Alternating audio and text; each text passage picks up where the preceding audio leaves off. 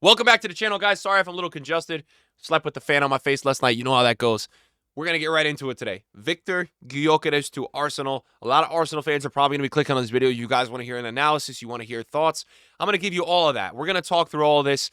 All right, David Ornstein reports Arsenal are in advanced talks with Sporting Lisbon over a deal to sign Viktor Gyokeres. Transfer fee discussions continue, but personal terms in place on 5-year contract. All right, now Viktor Gyokeres is 27, guys. In this transfer window, in this transfer season, we've really just seen him linked. We saw him for a second where he kind of said maybe his agent was coming out saying Real Madrid he wants there, but really we just seen between United and Arsenal, and the United link didn't really last long because it's obvious to me that Viktor Gyokeres wants to win trophies and he wants to play Champions League football. And it's no disrespect to Manchester United fans. I think a lot of those fans know where they're at this point, and it's really rebuilding there now. But let me tell you this. I love this move. I absolutely love this move. I'm not one of those guys that is all in on potential. You know, you see these guys that would rather sign someone in the 17 to 20-year-old window to take the gamble that they could be the next generational player, but at the same time, you have to pay such a fee for that. Now, you are going to have to pay a lot. Gyokeres' market value is like 60, 70 mil. This is not going to be a cheap deal for Arsenal. But I think when it comes out later and later, we've seen that I think Sesko and I think his agent, I think that deal was going to be more like 90 to 100 mil. And Sesko has proven himself in the Bundesliga. He's definitely been scoring goals. I've seen him. He's a very good player. I don't think either of these strikers would go to Arsenal and play bad because Arsenal need a striker. They really do. Havertz has done Arsenal some good, but he's not a true striker. They really need a guy that's going to be a goal-hungry, goal-scorer guy that's going to be in the right positions so that when Odegaard, when Saka, when these guys are driving into space, they have a guy like Gyokeres to be able to score. I like this one a lot. 97 goals in 102 matches for Sporting, guys. He's a goal-scoring machine, this dude. I've watched a lot of his highlights. I've probably watched 5 or 6 live games. As a striker myself, I really like the way this guy moves. I think he's not one of those guys that's the Route 1 guys. He really does understand at moments when he can go and when he can link up the play. And his link up play, watching him at times with Trincao and some of these guys on Sporting, I think that there's a Danish guy in the midfield. Gyokeres has a really good understanding of when to go and, again, when to link the play. So that's going to be really important as well. Not one of those guys you're going to just have to long ball him behind, or a guy that, I watch strikers. I'm not going to call certain names out, but guys that when they receive the ball, they can't even hold up the ball. And when they get the moment, it's like they're panicking, they're staticky. This guy's got a certain swagger, a certain composure about the way he plays. I've seen a lot of tape, and I like what I see. Not to mention, guys, Portugal, say what you want about that league, okay? You got teams in there like Benfica, Porto, Sporting. All these teams give these European teams a tough time. Maybe Porto didn't perform that well at the Club World Cup. Benfica just beat Bayern Munich. And Viktor Gyokeres is scoring goals week in and week out against all these teams. Guys, did you miss Gyokeres having a hat trick against Manchester City? Like, people seem to miss all these things that Gyokeres have done, because when I go on football Twitter and I want to see reactions of what people are saying, people are pointing back to 2020 and 2021 when he was guys, let me tell you this.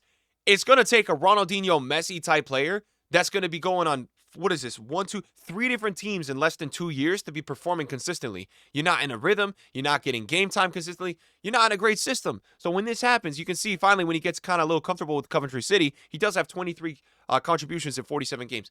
I want to look back here because Gyokeres back then was not the player he is now. And it's all about the now. When I look at Arsenal, I like this decision for them because people are sleeping on Arsenal. I'm not here to glaze Arsenal. If you watch this channel, you know I don't love Arsenal. I really don't. I just don't love Arsenal. That's okay. It doesn't mean I don't have to respect them as a football fan. I have had more respect for them recently because the club is getting legit. They've had second place in the Premier League 2 seasons in a row. They had a very competitive match against Bayern Munich in the Champions League quarterfinals 2 years ago. Last year, they go out in the semifinals. Let me tell you this, though, with Arsenal, they know they're close. And they know that when Liverpool is making upgrades and Man City's making upgrades, this is what they need to do. They need to sign a striker. This was going to be unacceptable if we went into the next season and no striker was signed for this team. It was going to be an absolute nightmare. So it's good that they're going to get one. It's not a here we go. By the time I post this, it probably will be. And I love it. I love it because Gyokeres has been playing Champions League football. This is not a guy you're grabbing from the championship that's going to adjust. He knows the level that it takes. I watched the game against Man City when he scored a hat trick. I was like, and so that's for all the guys that are like, oh, this guy's not going to adjust to the Premier League. Have you watched Gyokeres highlights? All right? The guy is a physical, quick, technical striker. I mean, it's really how he goes. And he likes to go one-on-one. He likes to take people on. He's walking into this team, though, right? And the beauty of Gyokeres going to Arsenal for himself, he's just going to have the luxury of having to be a striker. I think Saka's pretty close to world class. When you have a player like Saka, I'm hoping Odegaard picks it up. Odegaard has not been able to finish the football recently. He's fallen off in that regard. However, in terms of, a playmaker, let me talk about Zubamendi as well. If you watch Zubamendi in the Spanish national team, guys, Arsenal as well today announced the signing of Zubamendi. I think it was fully official. They're really leveling up. I mean, it's 3 signings in this offseason between Zubamendi, Gyokeres, and now it's Madueke as well. Now, Madueke, they're bringing in for depth on the wing. It makes sense to me that they wanted that. Really, guys, they're going to have to go. I mean, they're paying a lot for Madueke. They have paid like 50 to 55, but Rodrigo's going to cost them like, 80 or 90, and then, you got to see who else is even available, like really available to sign. So they're bringing in some more depth with Martinelli. And for me, I look at this Arsenal lineup, and you've been looking at this lineup for years.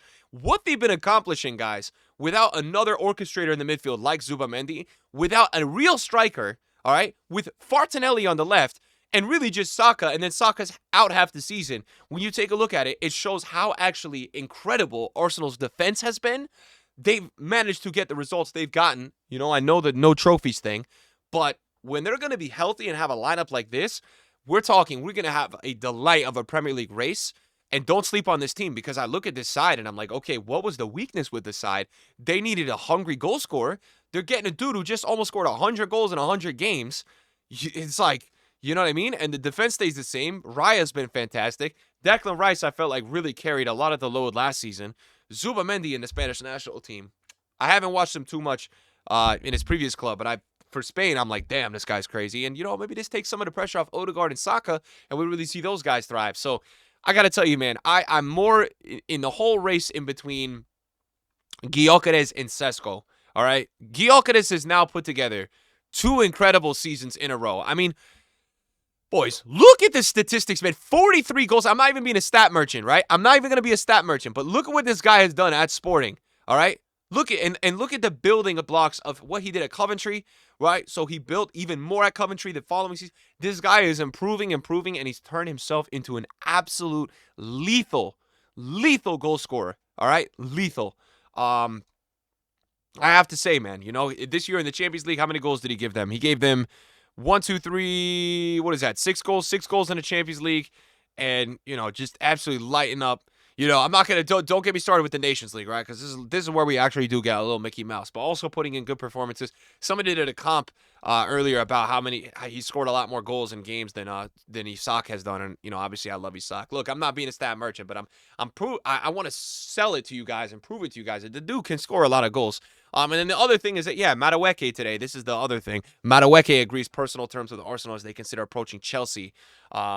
This is a little interesting. And then now it's this whole thing where, like, Arsenal fans, you guys got to get in the comments and let me know, because now it looks like Madueke and Ethan and Wary are going to do a swap, and then Wary's going to go to Chelsea. And I'm like, wait, what? So I'm a little confused with what's going on there. I actually feel like Ethan and Wary last season was giving Arsenal some really good minutes. But, Madueke only 23 years old. But, guys, bottom line is, Arteta, Arsenal going for their striker. I got to say, I love the move, man. I absolutely think it's the right fit for them. I know people are going to sit there and try to analyze how Gyokeres doesn't fit the Premier League, how Gyokeres isn't the right fit for the Arsenal system, how he's going to flop. People love to do that. I like to look at value, guys, and I'm going to include this last point in this video because this is a very good point, okay? A lot of football clubs, a lot of CEOs, a lot of all these guys that run these teams, they want to go for the highest potential prospect. And what's going to come with that is a very, very large price tag. In this economy, you're going to have to pay like 100 mil. And that's what's kind of been going on with Sesko. I think that his agent and Sesko, who's given them 2 good Bundesliga seasons, or 2 or 3 now, he's been playing well for a couple seasons. They've been good. They haven't been great. And they want a huge price tag because of the potential, right? They're going to sell that he can keep growing and keep getting better and better and scoring more and more. And, when I look at last season, there was one guy that was available in the entire market and only 2 teams contacted him, Serhou Guirassy. I couldn't believe my eyes. I think the guy was 28, maybe 27. And, he was an absolute... He gave flashes of looking like Henry at Stuttgart in the previous season. He was playing unreal. We're talking craziest composure. at that striker position. Something that a lot of these strikers these days, they don't have. They have one thing, but they don't have the other. Composure, clinicalness. Guirassy had that, right? Not a lot of teams wanted him, so Dortmund said, hey, we need another striker. We're going to get you. They brought him in. He's already given Dortmund how many goals this season? I don't know. Hasn't been his crazy season ever, but he's given them goals, and that's what they've needed. Didn't do amazing in the league, but were able to compete, and he was giving them goals, as I said. So I still can't believe teams like Arsenal and all these teams that needed a striker last season didn't go for him. He wasn't the most expensive player out there. So where does that lead me? Where does that lead me? I think we've seen a lot of times in the past where it's gone wrong. Arsenal's looking at that Pepe signing. They signed an older player who lit up the league on, and they don't want to overpay for a guy that's a bit older. Don't listen to the noise. If you're an Arsenal fan, this guy, on paper, from what you've seen, from what he has done, is going to be a great fit to give you a goal-scoring threat. Again, I watch Gyokeres, and I think, when you see the striker position, he has a little bit of that different gravy to him, a certain level of composure, clinicalness. Not all these nines have it. Some nines could just give you the run. Some nines could just give you the hold up. I like the ability of Gyokeres to have that wild card in him that he can kind of dribble and go sometimes, Even Haaland sometimes can kind of do that where Haaland will just, if he's not getting out as much in space at City, which I think he's missing a little bit. When you saw him at Dortmund, he would get out and run a little bit more free and take players on, but Gyokeres has a little bit more of that technical side to his game. And, man, I just look at this Arsenal lineup and what they've been doing in the last couple of seasons, man. And if I'm an Arsenal fan, I'm not listening to all this noise. I'm very excited about this move today. And I think you guys are getting a real shot to just compete and contend. And at the end of the day, that's what you've been doing for 2 years. Now you're bringing in more depth into the wing. You've got more of an orchestrator in the midfield, so you can have more creating playmaking. It's not going to just go on Declan Rice to run up the pitch 40 yards. And then, because you watch Arsenal last season, a lot of the buildup was Declan Rice just freaking going on his horse and, looking like, I don't even know out there, some crazy prime midfielder. So they're going to have a lot more depth. They're going to have a lot of luxury now with this team. And I like the signings. At the end of the day, there's no excuses now, all right? You got your guy. All right, you got a guy who just scored 100 goals in 2 seasons. All right, you got your striker. There's no more excuses, all right? Arsenal looking really good for next season. I mean, it's just crazy. You look at all the players they didn't have in his team and what they were doing, still getting second, still competing in the Champions League, and now they're making these really solid pickups. Maybe everybody's been sleeping on Arsenal. I got to tell you, the Champions League, the Premier League is going to be amazing next year. I can't wait. Let me know what you think in the comments, Arsenal fans.